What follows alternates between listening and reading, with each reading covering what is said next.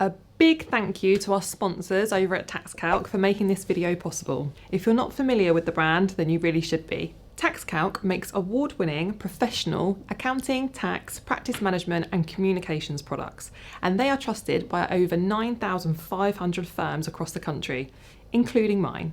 Check them out at taxcalc.com, and I'll also pop a link in the description for you to give it a try. Now back to the video. Hi everyone, in today's video we're going to be talking all about the equipment that we use to film our videos for YouTube. So I get asked about this all the time. People send me DMs, oh Jeri, how do you film your videos? You know, what app are you using to edit your videos? And I'm like, that is not happening. I haven't got a clue about anything technical. So I've got the expert with me, Luke, who is going to be telling you all about everything that we use equipment wise, why we use it, and hopefully it'll be really, really useful for anyone wanting to film their own videos.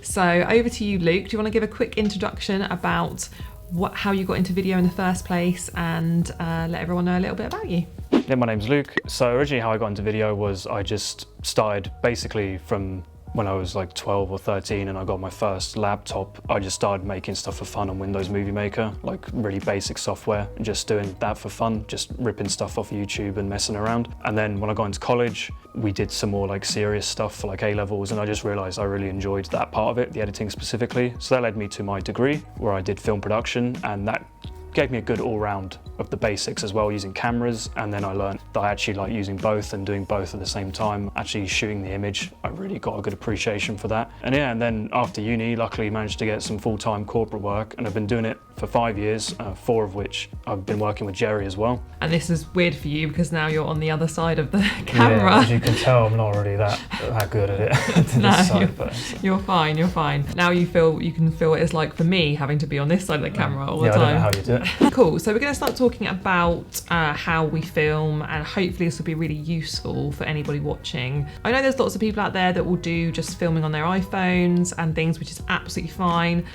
Because I'm not a very technical person, that's why I think I ended up having professional videos made, because the thought of trying to film my own videos or edit them or upload them, just no, I can't cope with that. So yeah, I used to outsource them, and now, like Luke mentioned, now Luke works full-time for Smooth and does all of my videos for my Jeri Williams channel and all of our other media. So right, let's get into it then. So first of all, probably a good place to start, Luke, is the cameras we use. So over to you to explain to people about the cameras, because we have more than one, and yeah, I have no clue about any of this. So yeah, first of all, I'm not like necessarily claiming these are the very best of what you can get in each category, but they are what I like to use, and it's what I know how to get the best out of. So that's kind of what informs why we use the gear we use. Like, Jeri mentioned the phone, nothing wrong with the phone either. Like, iPhones shoot amazing video. But so in terms of our cameras, we use the main camera, which is this one shooting here. We use a Canon C100 Mark II, which is Canon's like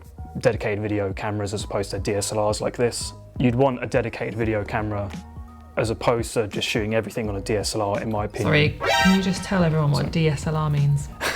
Yeah, sure. Because I'm like just nodding along and I'm like, I don't really know what that means. No, that's fine. So it's digital single lens reflex camera is what that stands for, and that's basically like your dedicated stills camera.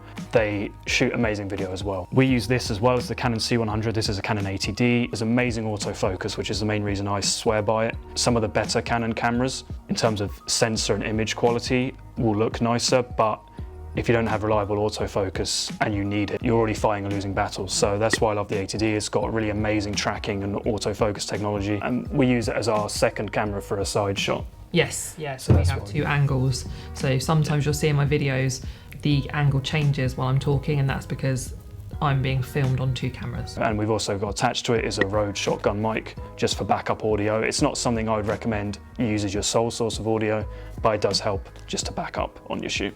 Amazing, cool, that's great. So let's move on to sound then, because again, I guess it's just naivety. I completely didn't realise that like you need mics and stuff like that. I was like, we're just talking, like camera's recording me, why do I need a mic? But we have various different mics in here, so I'll let you explain about the sound. Yeah, of course. I mean, it's easy to like, if you don't see an obvious mic in a shot, it's kind of easy to think, oh, well, the sound's just, it just is there. You know, there's not much thought needed into it. But if you shoot on just the microphone that is on the camera, for example, this one, it would sound terrible. The age-old question about dividends. They used to be so much better for tax, didn't they? Because obviously the camera's not designed to intake audio like that, so we use, so just above Jeri here, out of shot, is a Rode shotgun microphone, the NTG2, on a microphone stand boom arm. It's out of shot, it's clean, and it's directional, so it will pick up, you know, vocals well in that sense. I get a lot of comments of people and messages, DMs, people going, the sound quality on your videos is amazing. Like, what are you using for your sound quality? And I'm like, Luke, what are we using? We have a mic, I know that. So yeah, so that's really, really cool. And you've got the lapel one on, which I've worn before when we've done videoing and vlog style videos outside as well. I literally have no idea what you're going to ask me. See what response we get to this one. So basically with audio, you've kind of got two really main schools of thought. It's like a microphone like that, or the sort of podcaster style microphones you see, which Jeri also uses. We've got a Blue Yeti, which is a really just like easy plug and play USB microphone, which sounds amazing for like podcasts and stuff, or like Zoom calls. So the other option is the lapel microphone, which I've got here, which is, we use the Rode Link, the filmmaker lapel, which is a really cost effective, but really good quality sound lapel, because they are like the costlier option, but they sound the best. So, but yeah, as Jeri said, it's a good option for when you're doing out and about, roaming sort of style content. You need a wireless solution, or you know, you'll usually see people if they're doing like stage presentations, things like that. It depends really what you need it for, but we, you know, alternate depending on what we're doing. Yeah, and I think it's important to note as well that when we were looking at equipment, you know, Luke will suggest things that are not the cheapest, but certainly not the most expensive. So we have sort of gone middle of the road with most of the stuff that we have bought for the studio. Because obviously I don't have a never-ending budget to buy everything. I'd love to have the best cameras and the best everything, but we've got good quality, you know, and sometimes you can get second-hand versions of really good equipment, which Luke has, you know, looked into before as well. So we'll pop links in the description for the equipment that we use and that Luke is describing, so that everyone can see exactly what we've got. Cool, so we've done cameras and we've done sound. So let's move on to lighting. Cool, yeah, equally just as important. I think people will sometimes overlook lighting, but obviously you see from sort of when we rebooted the setup here, just the little details make a big difference with lighting. So in terms of the main lights, so we've got a set of 3 Godox SL60Ws, which are a really powerful LED light. So benefits of LED lighting over like tungsten and halogen bulbs is obviously like they're not as hot and more energy efficient, so it's kind of just a win on all fronts. So we've got 3 here, basic 3-point lighting setup. Key light, which is lighting us just here. We've got our backlight here, which is kind of throwing up the light you see here. And then also we've got our sort of fill lighting, which is off to here. Like 3-point lighting, when you first learn about lighting, is kind of what you're first taught. So it's like back, key and fill. It's sort of, you think about lighting in that. You can do that in your house without any lights. If you sit in front of a window, for example, the window light on you is your key light. You can just put like like a lamp behind you, like here. That creates like a nice kind of backlight. Yeah, and I don't think I really realised kind of the impact lighting makes, and you can really see it when you move the lights around with what we're doing, and it makes such a difference. Even I think most people realise this, because if you go to take like a selfie, you know, if you go into daylight, or if you're facing a window, it always looks so much nicer. But if you turn around, you've got the window just behind you and no light anywhere else, it looks awful. So I think, yeah, that makes complete sense. And obviously we have some lighting in the background just for the set, and that was really, like, you can see the strip lights. That's more just for like a kind of soft, glowy effect. It's not, the light itself is not really doing much, it's just making the set look nicer. Yeah, exactly. That's another thing as well. Like, don't underestimate the importance of just light aesthetics, not necessarily just to actually have them illuminate you. Yeah, and we've also got some gels, haven't we, on the lights? Yep, so that's, if you don't have lights, for example, that you can change the colour temperature of. Colour temperature basically is the grading scale of light. So 5600 Kelvin is considered daylight. Right. And then on the other end, 3200, about that. I might not be dead on with that, but approximately 3200 Kelvin is considered like a tungsten household color temp. Anyone who's done manual color balance before on cameras will know what I'm talking about in terms of you have to make sure that's right. Because for example, if you shoot tungsten settings and go out in daylight, it will just be like really just completely off. So the gels are really good because they can literally change the actual color of the light that's coming out. The backlight we have has a purple gel thrown over it, which is why it's created this nice kind of purple backdrop. And likewise, the fill light has a sort of a warmer orangey gel on it, just make it a bit warmer, because when you're shooting with daylight balanced bulbs, there's a risk of it just looking almost too pale. And too pale, yeah. People get too kind of like, you look a bit zombie-ish potentially, so yeah. Yeah, because I have noticed that before, like when the lights first go on and you're like, oh God, like it's really like full on. Cool, so we've gone through the cameras, we've gone through the mics, and we've gone through the lighting. So would you agree that those are kind of the three main things people need to get or think about, I was going to say get right, to be able to film kind of more professional style videos? Yeah, definitely. Those are without doubt the three most crucial things. Obviously, as you progress, there'll be stuff you build up. For example, then solutions in terms of stabilizing your camera. So obviously what I recommend is a tripod. Is just almost like as important as the camera, obviously, which might go without saying. And there's loads of, if you're doing it on a phone, there's loads of good cheap solutions for phone tripods now as well. So yeah, making sure that obviously the image is stable as well. But yeah, camera, lights and sound. We used to always get taught people will forgive bad video over bad sound. Okay. So that might be something to bear in mind, because if you don't have the best camera, just make sure your audio is on point. Yeah.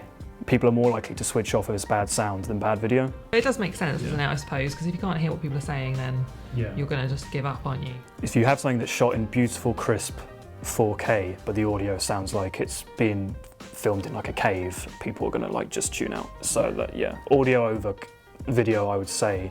Yeah. Especially because there's so many like good affordable microphone solutions now. Even for your phone, you can get plug-in ones like lapels like this that work really well. So those three elements, like say the camera, sound and lighting. Cool. Definitely.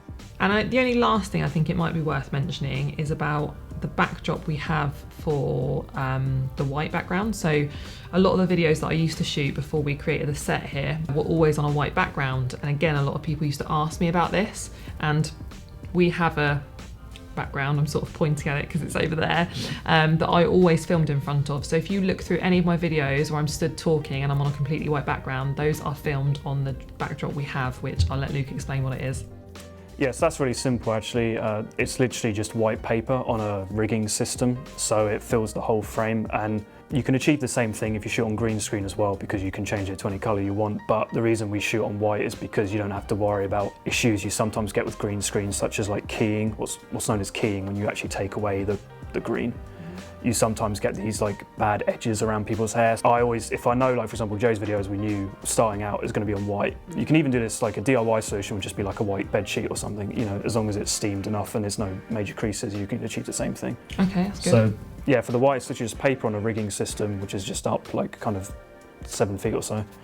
And it's just, with that, it's all about lighting. So as long as you've got enough light on the white, then the camera will just blow that out as pure white, and you won't have to worry about like the paper texture showing up or any marks. With lighting a backdrop like that, you kind of want even lighting from both sides just on the backdrop, and then you have the subject, which would obviously be Jeri, stand forward enough that the subject isn't getting caught by that lighting, and then you have a separate light just for the subject.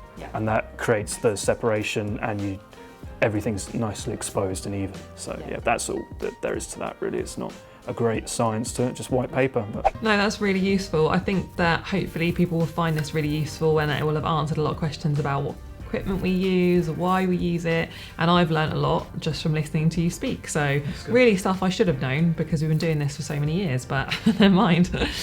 We'll pop a link in the description with all of the equipment that we've mentioned, so everyone can see or buy it if you want to. Any questions, pop them below, and I was going to say I will answer them, but it'll probably be Luke will answer them for you, and we'll see you next time. Yeah, thanks for watching. Bye.